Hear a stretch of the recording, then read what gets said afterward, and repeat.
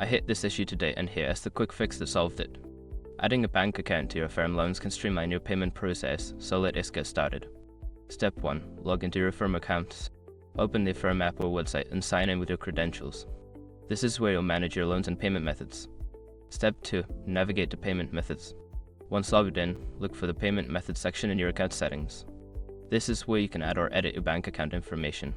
Step 3. Select Add Bank Account. In the payment method section, click on the option to add bank account. This will prompt you to enter your bank details. Step 4. Enter your bank information.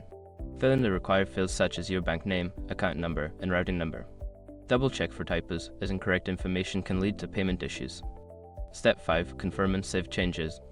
After entering your bank information, review it for accuracy and click Save. You should receive a confirmation message indicating that your bank account has been added successfully. If you see an error message, make sure your routing number matches the one provided by your bank, as even a single digit off can cause problems. I hope this guide helps you add your bank account smoothly. If you have any questions, feel free to ask.